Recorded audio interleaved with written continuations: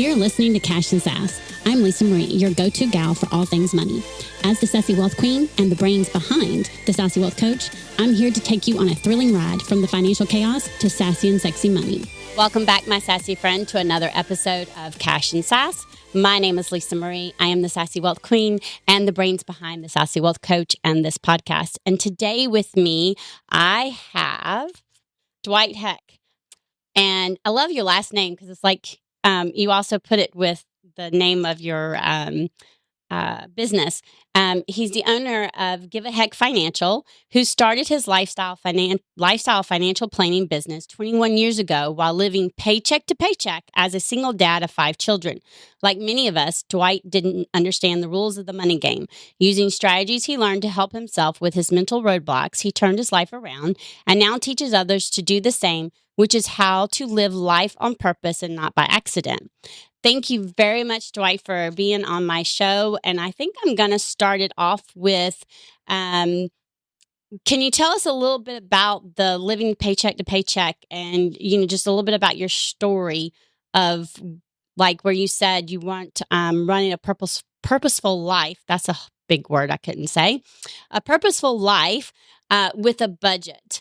Most people don't like that word budget. I call it a money roadmap.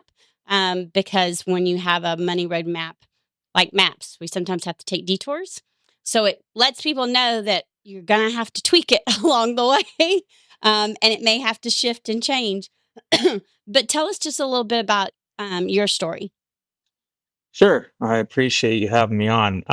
Most people, like you mentioned, though, don't like the term budget because they don't understand how it can help enhance your life. It doesn't make your life worse. It makes you have an open book to what is going on in your life. Can you achieve things and live in comfort today, retire in comfort, and die with dignity? Because it literally makes it so that you are living intentionally. So in my life, when I first got into the finance industry 21 years ago, I had another business, had a consulting firm, very successful in the IT industry, 6-figure income earner, but I was living from paycheck to paycheck like many people are. Doesn't matter if you're a thousandaire or a millionaire, if you don't structure things properly and understand how money's going out, you can overspend really easily and be behind the 8 ball, running out of days in the month, living a month with more month than money. So I was that person, got into the industry. I was reached out by a friend that said, "Hey, you're having some health concerns. You need to leave that industry, close your business down, come work with us, right? We'll teach you how to get your own house in order before you go and teach others, obviously." In about 6 weeks of getting trained, I fired that trainer because they were just very transactional. I didn't see anything different than I had experienced as an adult already with other financial planners. And I realized that a big part of it was the fact is they weren't teaching me anything about, okay, you want me to buy this, you want me to do this, but you're not really teaching me, can I afford it? Yes, I can put it on a credit card. I can have it set for auto withdrawal out of my bank account, but you're not teaching me how can I afford it. You're not teaching me some of the things that I learned since I was a child, which I at that point still wasn't really grasping. And that's the difference between needs and wants. So I sat down and with some other people, and we had discussions about budgeting and how could we implement this within our own financial brokerages, our own practices. And some people got it, some people didn't. Some people didn't want to offend their potential clients or their new clients. And I thought, well, what better of a guinea pig than myself? And I started going through looking at all my numbers, not like the traditional person. They take an envelope and they turn it over, or a small piece of paper, and they write down a few of their bills.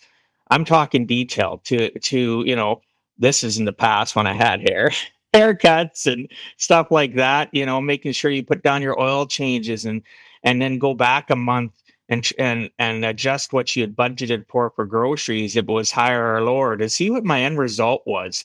And why was that? Because I was also learning and teaching goal setting.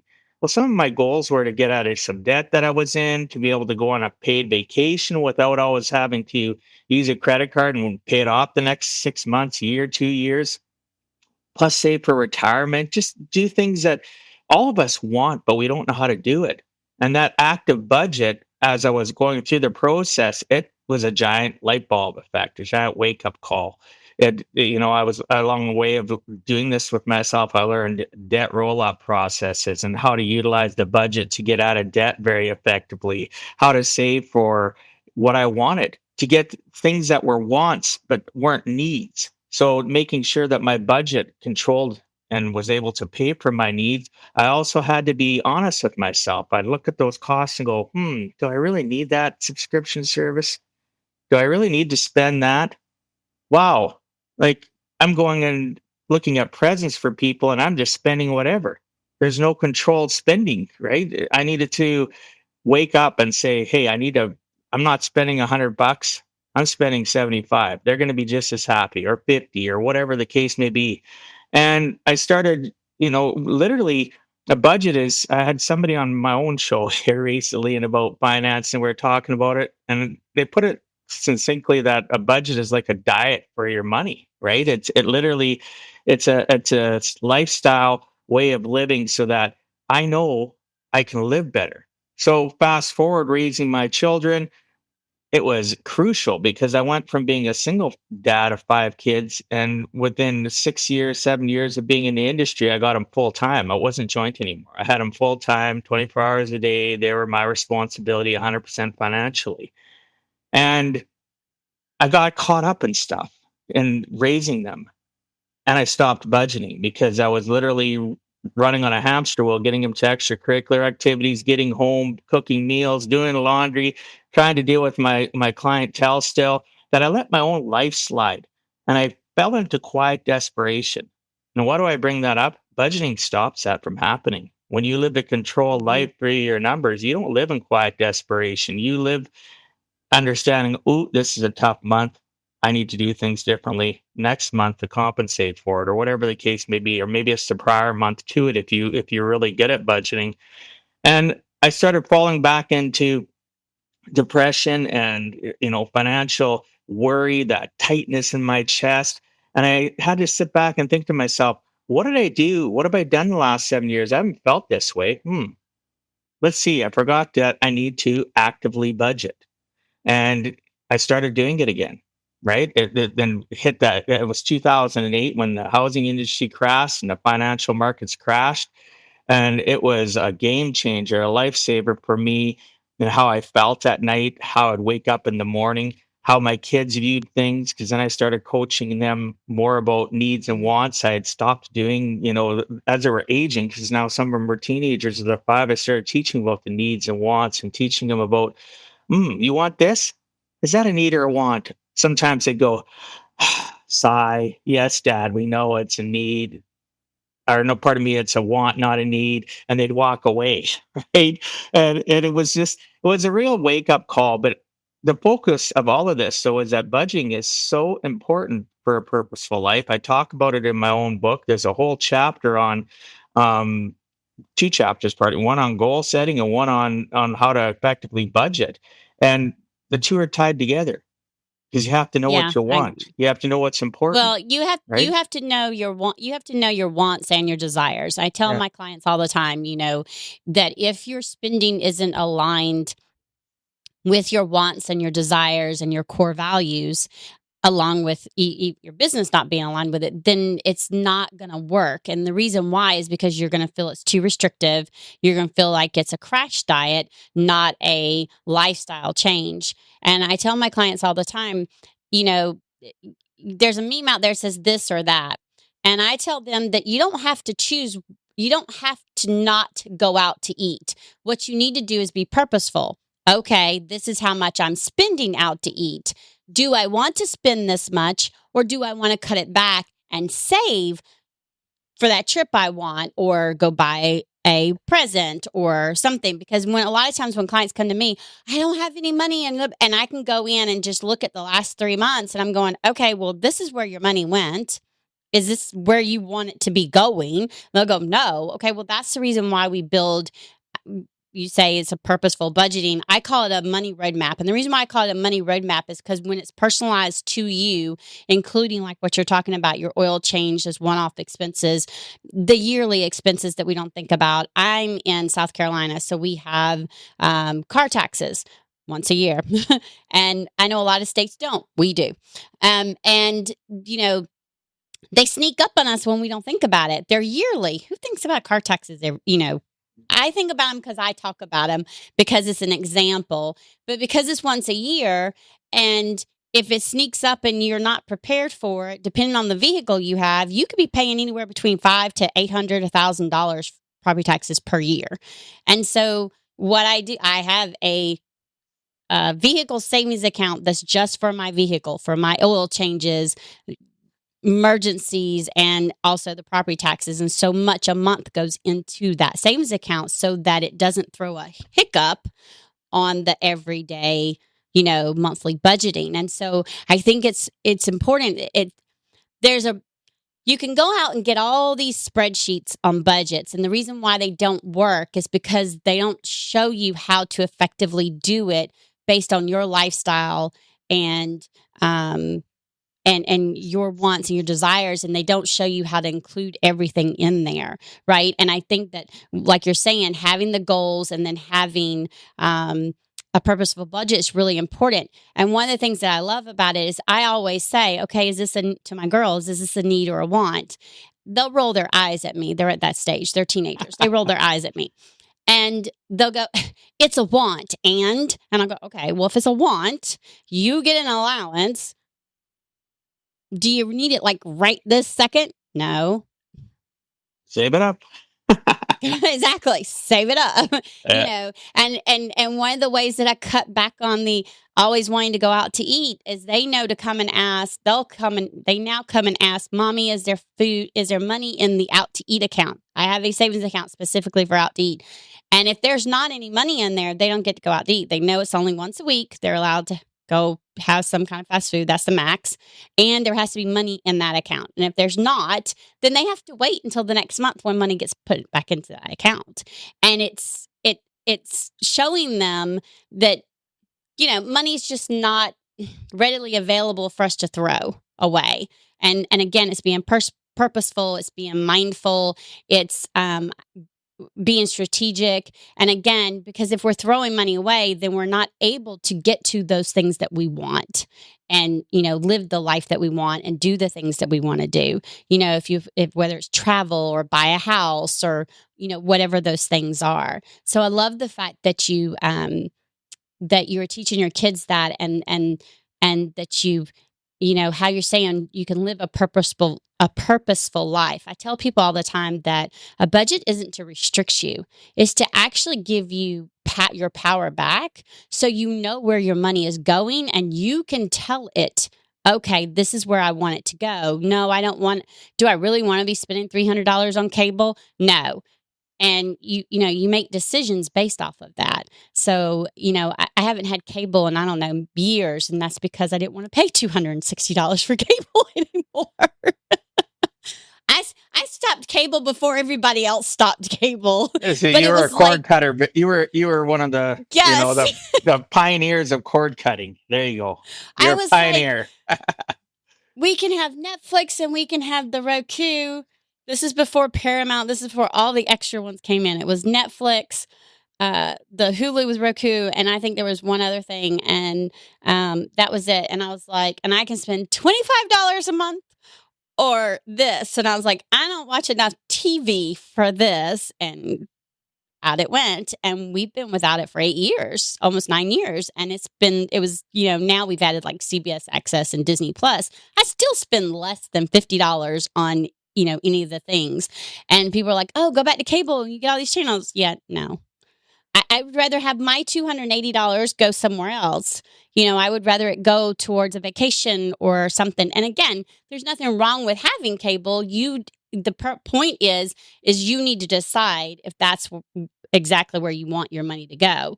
And also, and I'm sure Dwight will agree, if you are struggling to pay your other bills, one of the first things that should be going is extras, which I consider cable to be, because you can get Netflix for less than $15 a month or right at $15 a month. And, you have to look at, okay, is this a need or a want in order to make sure you can make ends meet to get to the point to where you can have those extras again, right? Yeah, absolutely.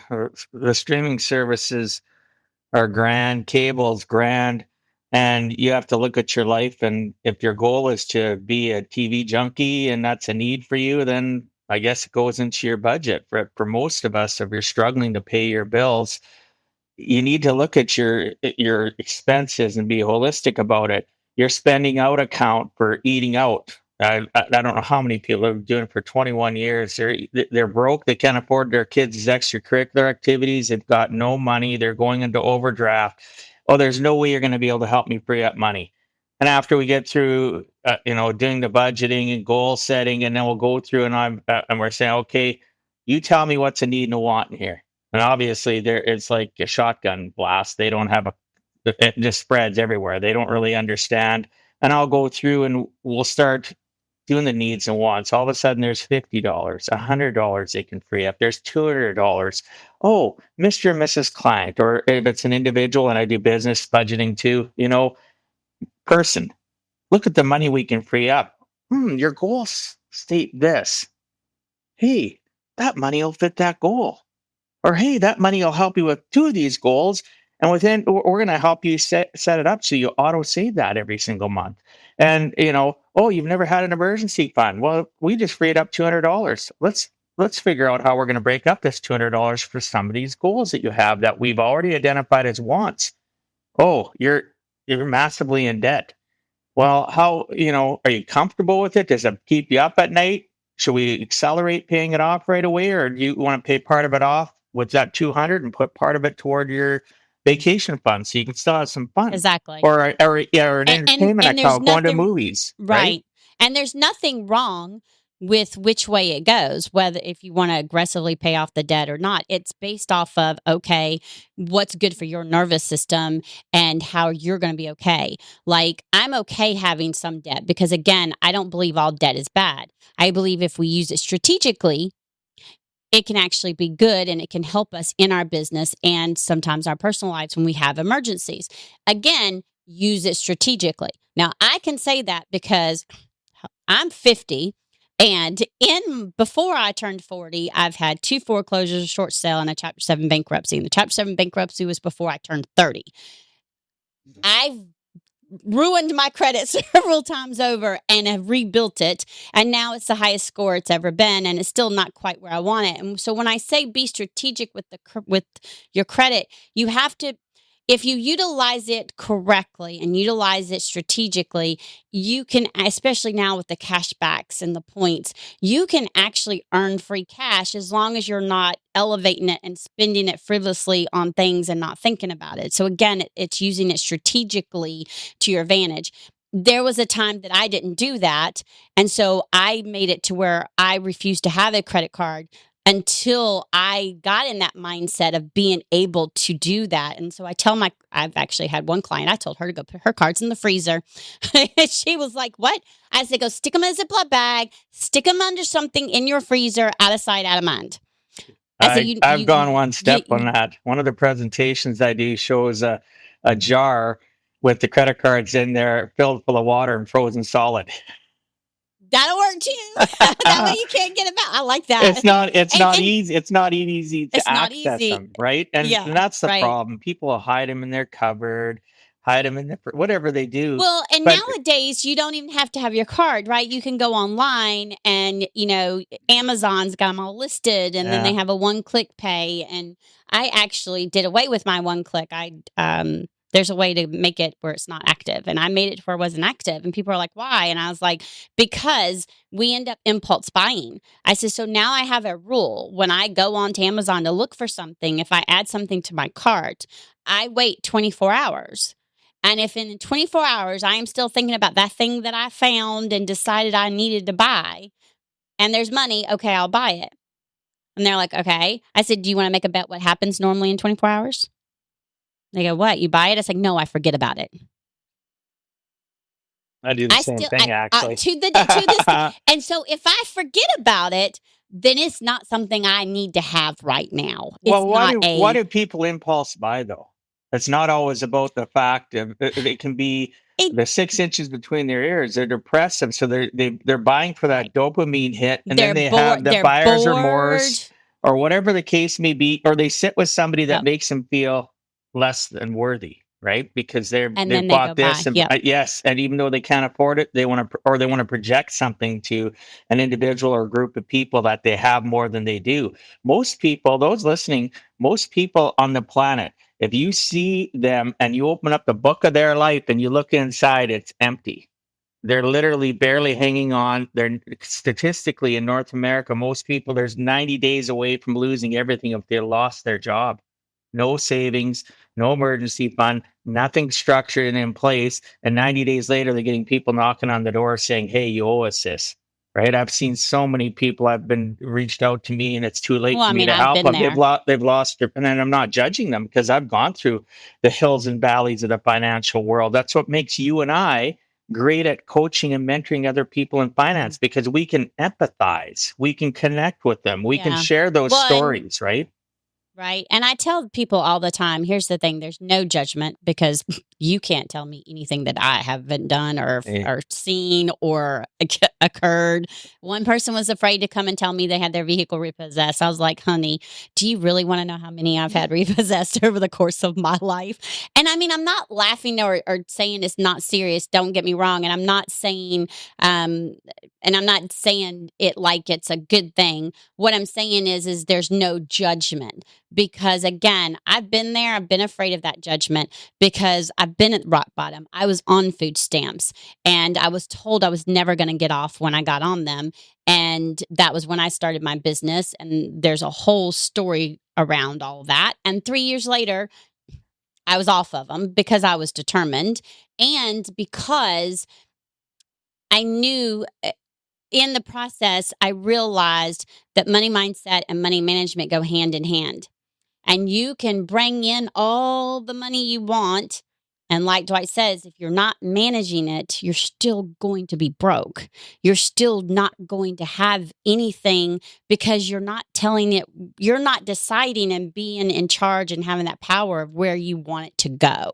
And I think right. that's just, I think when people realize that having a budget, a money roadmap, whatever anyone wants to call it, when you have something like that, when you realize that it actually gives you the power back, it's actually very empowering.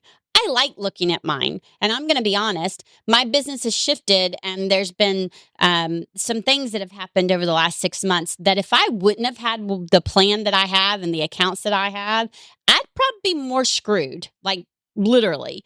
And it's because I have that money roadmap and because I have the system in place and I look at the numbers that I look at. And like you said, is this a want or is this a need?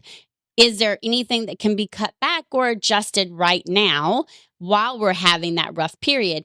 And when you're an entrepreneur, that goes from your business and falls also into your personal life because, again, I pay myself. So it goes over there. So if my business being affected, my personal money roadmap's also going to be affected, right? Because I pay myself. And so I just think it's really important um, to be able to look at that. One of the things I wanted to ask you is you said that one of the limiting beliefs you had was you had to choose between financial success and family. And I think some people have thought that. Um, what is the story behind that? Why was that a limiting belief? And then how did you shift it? Well, at the end of the day, you can decide to. I had opportunities to get involved in a brokerage system where I would have ended up making millions of dollars a year. At that same time, we were going through challenges, and I had gone to court to fight to get 100% custody of my kids, and it was time consuming, it was everything consuming, right? It was mentally consuming, and I had to make a decision because I knew how much time I was going to be required to commit. Right, this was before I had the kids full time. I just had joint custody of them, so I'd have weeks where I'd be able to work as much as I wanted, but I knew I wouldn't be able to commit the amount of effort that was required, and I had to decide I'm okay with what I'm making now. I'm, I'm making a decent enough income. It's not necessarily where we'd all want to be. Everybody thinks about it. When they're a thousandaire, they want to be a millionaire. When they're a millionaire, they want to be a billionaire. The list goes on. I had to decide what is enough. What are my core values? I know what my core values are. Am I applying what I'm going to do to those core values? And my core values, work is the last. Faith, family, work is my three main core values, and there's subsets of them. And if my faith and my family aren't right, I don't feel right. And I turned them down.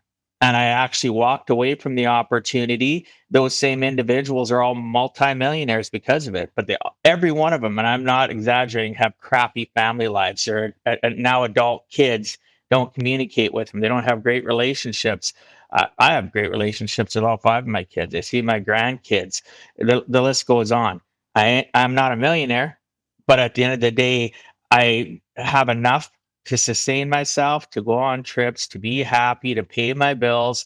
And I accepted. I don't want to say that I settled, because I didn't.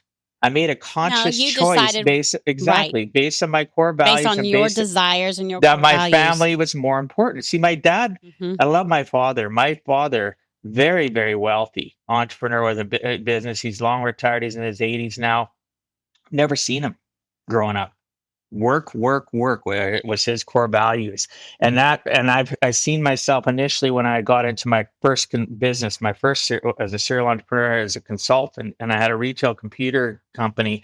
I would work literally 18, 20-hour days. I'd get 3, 4 hours of sleep, and I was go, go, go. And I realized I fell into that trap of what I had seen, the learned behavior of being risen. That part of me being raised by my dad and mom. And I decided, I woke up one day and I said, I can't be this way. Then I got into the financial industry, and initially the first few years I started doing that. I was just go, go, go. And then I woke up one day and I said to myself, well, you know what? I'm missing the journey of life. I'm missing all these experiences and these things that money will never buy back. Yes, I can buy a nicer car, go on a fancier trip, buy more clothing, whatever. There's only so much we need. We all live in we overspend. Most of us do. We have way more than we need. And I just woke up one day and said to myself, this is enough. And I stopped working in the summers. I took every single summer off as my kids were growing up. And I still dealt with clients, but I didn't take anything new on. I only dealt with the current I do clients the same thing. and I took every single summer off from when they were very, very young, and the memories we have, the pictures, the experiences, all those making all that money, good for you. Now you got all this money and you're lonely, you're upset, you're depressed, you're trying to spend past it because it's too late to recover what you've lost, right? You can maybe rebuild relationships with people such as your significant other or kids, but you can't get rid of it with money. I've seen wealthy people that have done what I'm talking about, and I have clients like that that'll give their kids excessive amounts of money because they got it, thinking that it's just gonna, oh, they're the hero. No, the hero that your family wanted was the one that's present in the moment, creating those memories. Yeah. And I think it's important to say that, again, what I want my listeners to understand is you need to really take a look inside and decide, and again, you don't have to be honest with anyone else except yourself, but decide, what are your core values, and are you spending and saving and making money according to those? And if you're not, one of the things I say is normally when we realize we're not happy with what we're doing, or we're aggravated where we're at, when we look at how we're spending or saving or what we're doing with our money, and how our mindset is not aligned with our core values and desires. And when we realize that, all we have to do is make a shift. I'm not going to say it's easy, because it's not. I have never said changing mindset is easy. It's a work in progress. I'm still a work in progress every single day. Me too. And it and it will always be a work in progress, just like your fitness. You don't go and work out, get fit, and then never have to work out again. Damn, if it worked that way, I'd be so happy. And it doesn't. Okay? I tell people all the time, I don't like working out.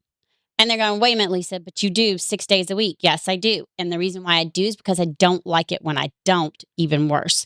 I do it for mental. I do it because of how it makes me feel.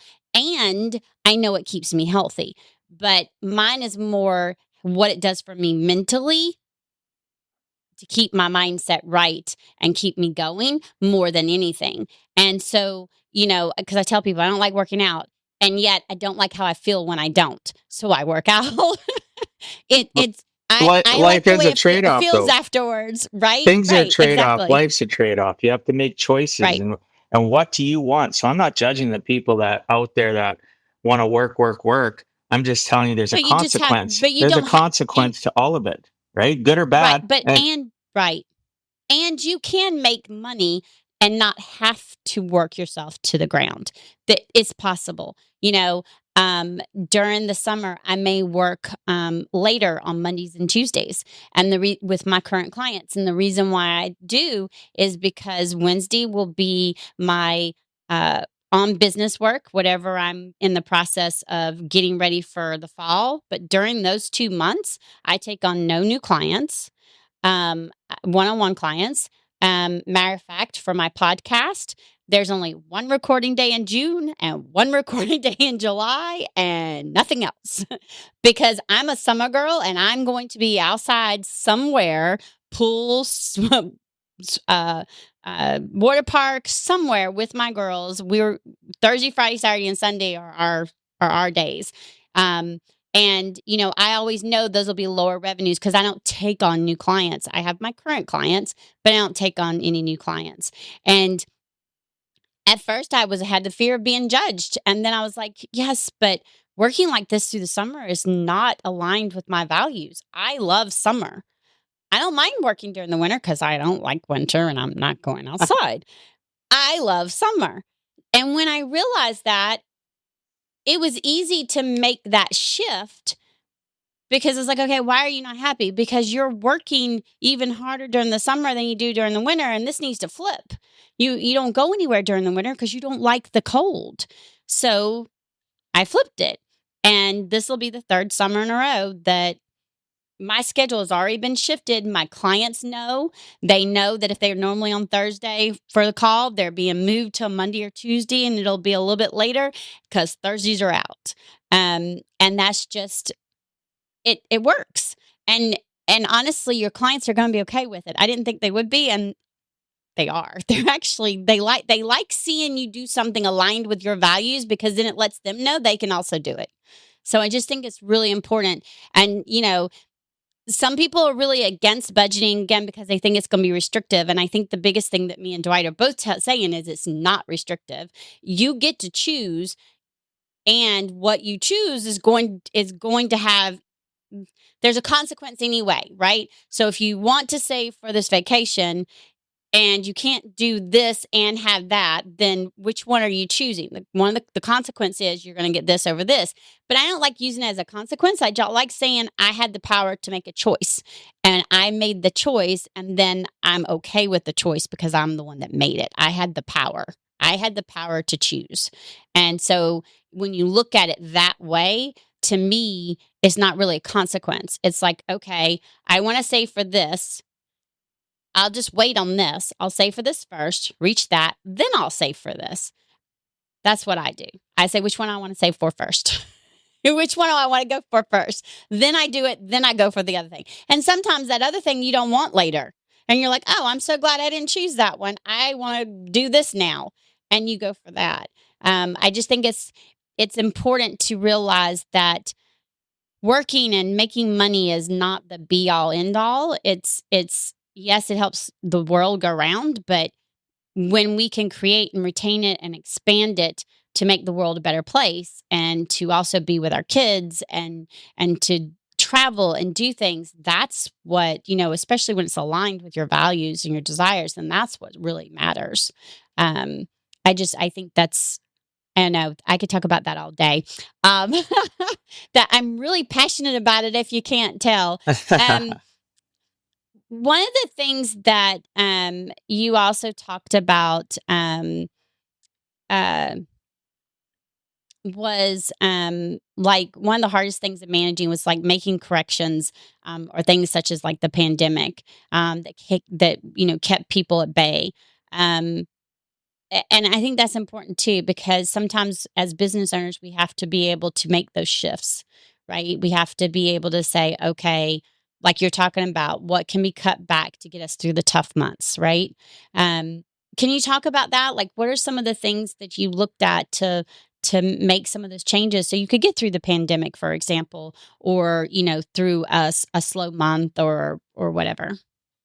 Well, within the same thing I do for my clients, I simply looked at how lean can I run my budget so that I'm not struggling because I'm commission based. So all of a sudden, people stopped wanting to do things during the pandemic, and it wasn't a short period of time. It's still affecting my Right. business even outside of the pandemic. It's still affecting it because so many people are in debt because of the pandemic.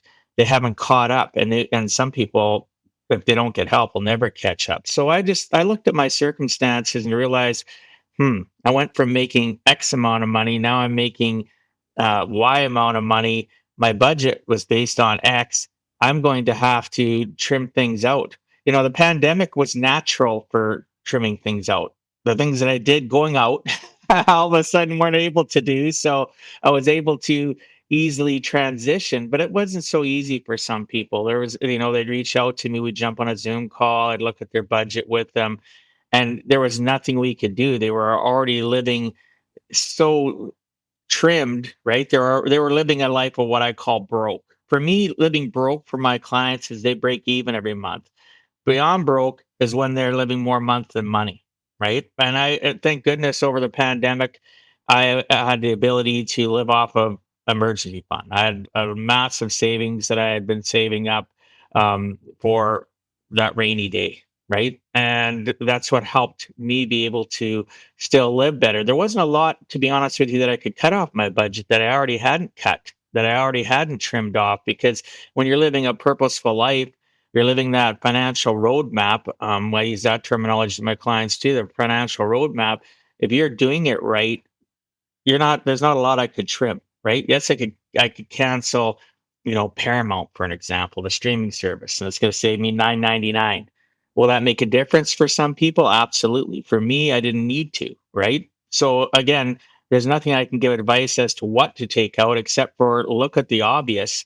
If you have four streaming services and you have no income coming in or very little income, pick the one you like the most, get rid of the other three. You can always hook them back up. Oh, wait a minute. You have a cell phone and you're paying X amount for so many gig of data. And I look at clients and I'll tell them you're suffering right now. Let's change your cell phone package. Let's dial it back. Things that I've been doing consistently for myself, even during the pandemic, prior to the pandemic, and I do for my clients. I practice what I preach. I'm pretty sure you're probably the same way, right? Is you got to practice what you preach. So that's basically what I had to do during the pandemic is continue to help them understand the needs and wants principle again. What can you sacrifice so that we can get you to a level of you breaking even you're at every month and not sliding back into overdraft lines of credits? And I said, because I understand that pain because I've been there, I've lived that, right? So Yeah, yeah. And and I think it's just important because, again, um you have to make decisions based off of your circumstances, based off of your lifestyle. And, if, you're in business and you have a business line of credit and you have to touch it, that doesn't mean you're bad with money or anything like that. All I'm going to say is make sure you're strategic with paying it back and make sure you don't get so far under that you can't catch up because uh, that's where you get in trouble. and the payment And has to be in your budget. yes, A lot yeah. of I people mean, don't you get got that. yeah, the first thing I did when I touched my business line of credit was I added the payment to my money roadmap. It's right there and it has to be I knew made you and would have. I'm it's talking. part I'm of my talking money to the roadmap. listeners. I'm Yeah, talking to the well, listeners. It's shocking how some they people don't will think say, about "I'll use the line of credit," and then all of a sudden there's money due, and they go, "Oh, I owe it," and I'm like, "Did you not add it to your list?" it. Yeah. Because when yes, having a line of credit, you don't have to pay anything as long as you're not using it. But then once you use it, there's going to be a payment amount, and so it needs to be immediately added to your financial roadmap, your money roadmap. whatever it is you call it, and it needs to be added. And that's whether it's business or personal, right? Same thing with your credit card. All of a sudden you're using a credit card. Okay, did you add that payment to your money roadmap? No.